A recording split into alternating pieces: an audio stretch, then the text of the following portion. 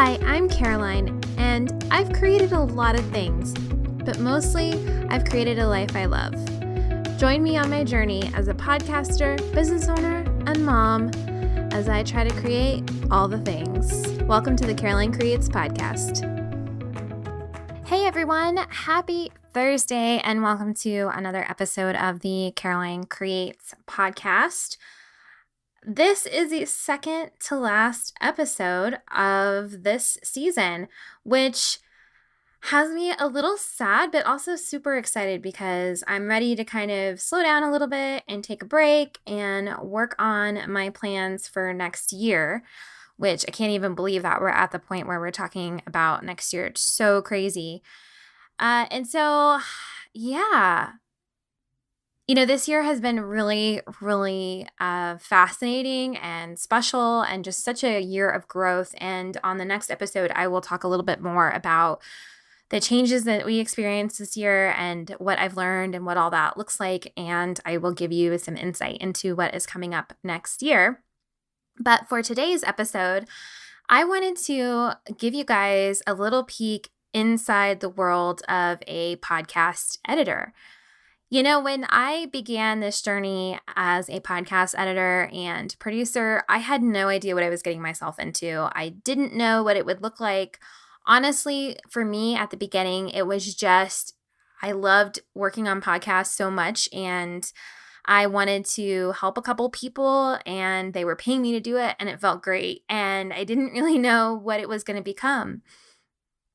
I also didn't really know what my schedule was going to look like or the kind of work that I was going to be doing. And it very much evolved from I'm just editing episodes to a client actually telling me, like, I feel like you're more of a producer because you are doing all this other stuff for us.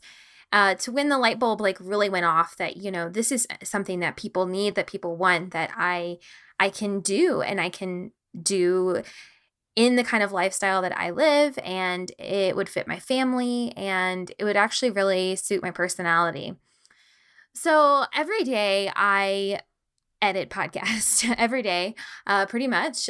Sometimes on Fridays I will try not to and work on some things for me, but for the most part I am editing every single day. I do take the weekends off. That is a huge thing for me that I used to not do and I'm doing now. And but I do take the weekends off. So for editing, where do I even start? I have a giant handful of clients. We usually run clients podcasts, numbers from 15 to 20 kind of on average about where we're at with the number of clients that we take on. And we kind of do a couple of things with these. So one of them is also making sure that they're scheduled, especially for the podcast that we are actually scheduling and publishing. I will make sure that we are on schedule, running a schedule, but also too, of course, the main thing that we do is just handle audio. And I say we because it's not just me. Right now, I am the primary editor. I'm the only editor. And then I have an assistant who helps me write show notes and things like that. And next season, I'm actually going to have her come on the show and talk a little bit about show notes and why they are important and what they should look like. So that'll be really, really exciting. So yeah, I am editing all day, every day. Basically, I get the audio from my clients. So they record and they send me the raw audio. And then I will clean up that audio to the best of my ability. I have software that I use and some knowledge of audio and how to work with it. And I actually prefer to clean audio before I edit. And I don't know if everybody does that, but I do like to scrub it and get it sounding really good before I even start editing. Because I feel like if I'm editing audio that doesn't sound good, it's really hard for me to listen to it. And so I will actually do that first. And so I kind of call that processing. So I will process somebody's audio. And then from there, I will bring it into my editing software. I'll pull in all the elements, intros, outros, any ads that we're doing. And I will listen to the episode and make cuts, edit, take parts out, add breathing room if breathing room is needed. Just go through it with a fine-toothed comb. And so that is the editing part of it. And then I will export that as a final file that is ready to go for publishing. Now, one of the things that I quickly learned in this industry is that, there are people who are on a budget and just want you to edit and they want it back and they want to do all the other stuff. And then there are people who just don't have the time to do any of the things. And so we kind of created like several tiers for people. We have just like the basic editing, which is where we just edit the episode, we give it back to you, you do with it what you will.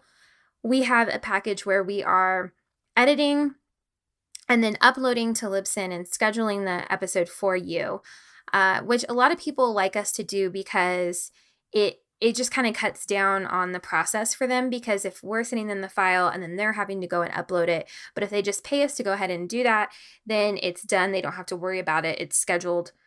And then the third tier is for people who need kind of like an all-in-one service.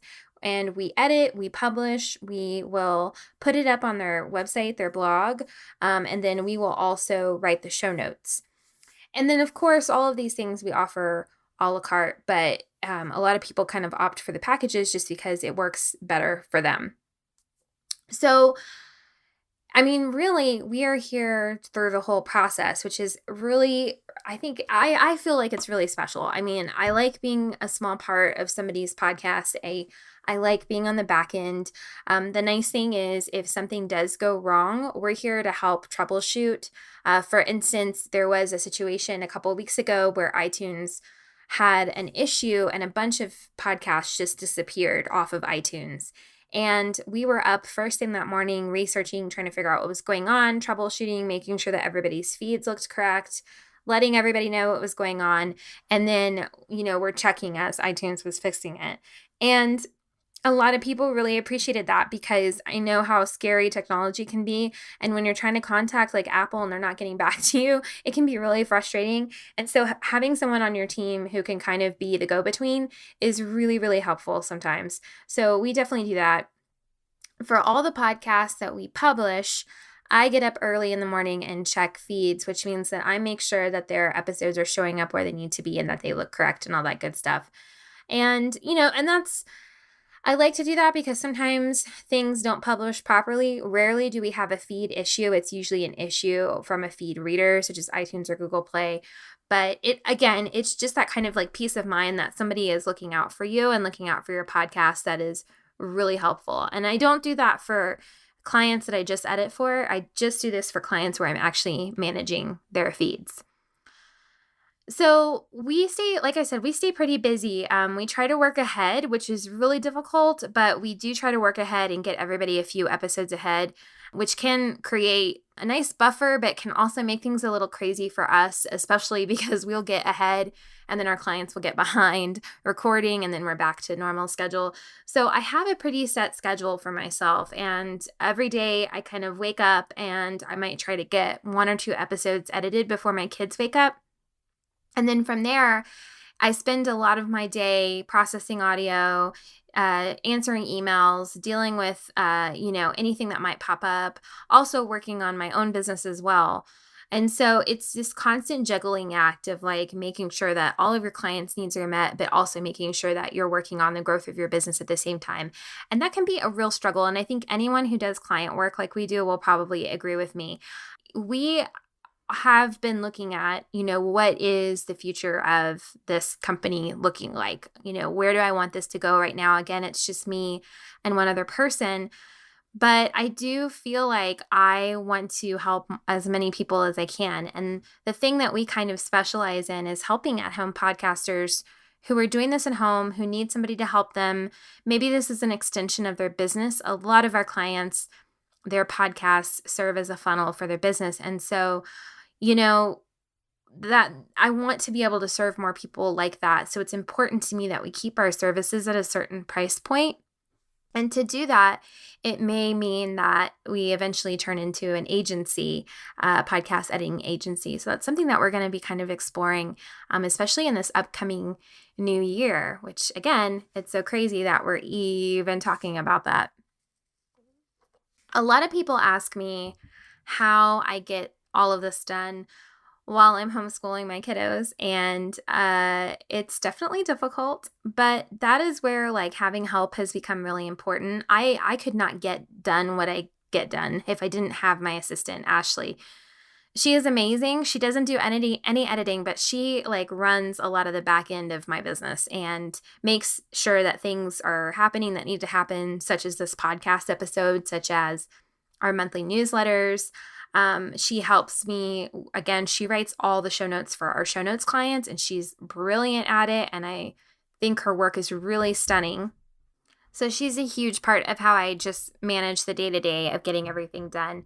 The other thing that I do is just really work around my kids' schedule. So, in the morning, I'm not working. I work early in the morning, and then we do school in the morning, and then I might work in the afternoon. But it's really just creating a schedule that works for me and working around their schedule. Some other services that we offer that I wanted to touch on is that we do help people launch their podcasts as well, specifically. And so we have several kind of launch services that we offer. We will either help you like do your intro and outro, get your feed set up, and just kind of be there for you and help you go through the checklist so you can get launched. And then on top of that, I also released a new e-course last week called the Mini Podcast Launch Guide, which is taking my personalized launch guide approach and putting it into a DIY course. So you can purchase that course and use that course to help you get your podcast launched. And then the other thing that I have kind of really taken upon myself is, I feel like I have become the cheerleader of at-home podcasters. And I really try to share the message that, you can do this. Your voice is important. Your voice is unique. I think it's really important that we have somebody who is saying that and sharing that. And I really try to do that through my messaging, through my Instagram, through my email newsletter, which if you haven't joined, you should definitely join because we spruced it up this month and it's called From the Microphone and I'm super excited about it. So how do I manage all of this? There are a couple of tools that I use. One of my favorite tools is Trello. Trello is my savior. I mean, it keeps me going. It keeps me organized. I love Trello so much. I also use a paper planner that I have on my desk at all times. And even though I have checklists kind of in a couple places in Trello, also writing it down has been really, really helpful for me. For any like team communication, we use Slack, which is a really great tool, and we're probably going to be expanding our use of that in the new year. And then I have a couple of other like little tools for managing emails and things. So I use a tool called Mixmax, and this helps me know if people are reading my emails, but also it's got some really cool attachment features and scheduling features. So that's been really, really helpful. And then, the rest of it is just all in my brain, which sometimes is a bad thing, but I'm able to manage it with these things. And I think the key is to make sure that I, am on top of things and working ahead. And that's really how it goes. I never knew that I could be such a good planner. And now like having everything planned and getting everything going has become a huge part of my life. And I think people who knew me like 3 or 4 years ago would not even recognize me with my planner and my Trello and everything now. But we keep it going. And, this is really such an honor for us, again, to be able to work on people's podcasts. And I take my job very, very seriously and very, very personally.